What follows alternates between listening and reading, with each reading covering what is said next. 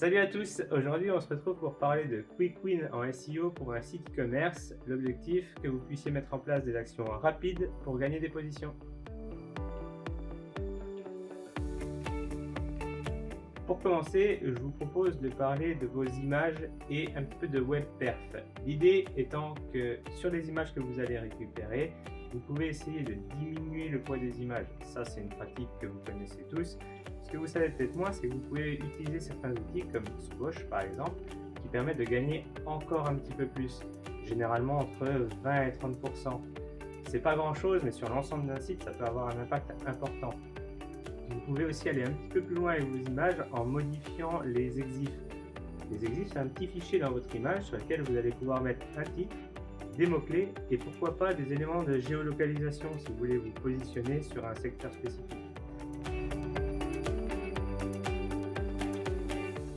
Petit tips aussi sur les PDF, c'est quelque chose qu'on retrouve souvent en e-commerce, notamment si vous les avez de la part de vos fournisseurs. Généralement, tous les sites ont les mêmes. Ce que vous pouvez faire si vous voulez vous positionner sur un mot-clé lié à ce PDF, c'est un truc tout simple, vous allez changer un élément de ce PDF, soit l'entête, soit la page d'accroche, et comme ça, Google va reconnaître que c'est un PDF différent et vous pourrez vous positionner dessus.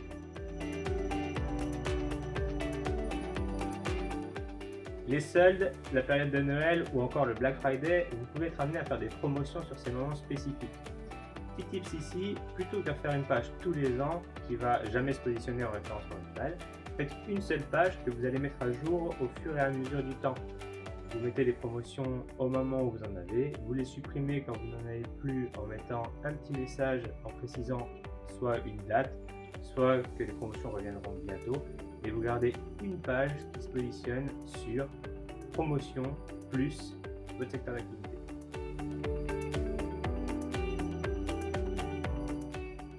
Une des pratiques courantes des visiteurs sur un site e-commerce, c'est de passer d'une page catégorie vers un produit et de revenir, et ainsi de suite. Pourquoi? On visite une catégorie, on hésite sur le produit, et du coup on fait les allers-retours.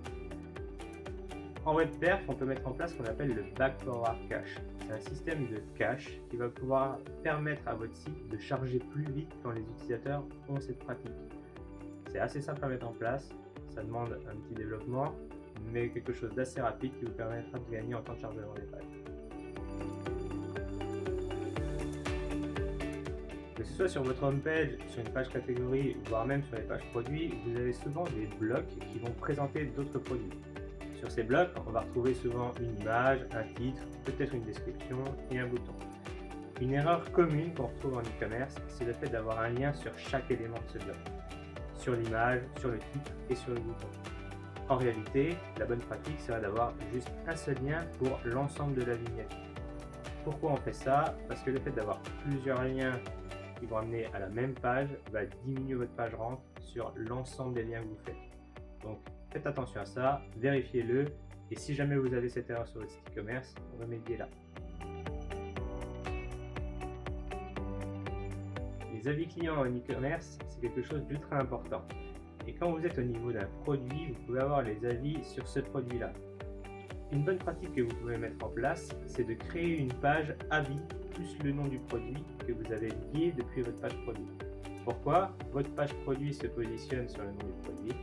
La page complémentaire va se positionner sur le terme avis plus le produit. Comprendre le comportement de vos utilisateurs sur votre site e-commerce est extrêmement important.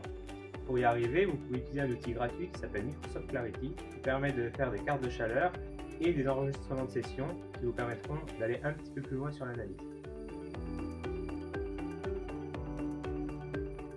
Dernier quick win qu'on va vous donner ici, et qui est un petit peu plus complexe que les autres, c'est de travailler votre méga menu. Plusieurs problèmes avec le méga menu. Le premier qu'on retrouve souvent, c'est le fait d'avoir un double méga menu, un sur la version desktop, l'autre sur la version mobile, mais qui se charge sur les deux en même temps. Ça ralentit un petit peu votre temps de chargement des pages et c'est inutile. Autre sujet, c'est le fait vraiment d'avoir un méga menu qui soit pertinent. L'idée est de catégoriser correctement et de faire ce qu'on appelle de l'obfuscation de liens, c'est-à-dire d'avoir des liens qui soient présents pour l'internaute, mais pas pour le moteur de recherche. Le travail de méga menu est beaucoup plus complexe, c'est vraiment une stratégie à mettre en place. Par contre, c'est quelque chose qui vous fera gagner beaucoup de positions SEO. On va s'arrêter là sur les quick wins qu'on peut vous donner en SEO pour un site e-commerce. Vous pouvez en retrouver beaucoup plus sur notre article de blog et aussi avoir les détails sur ce qu'on vous a déjà donné, donc on vous retrouve sur notre site.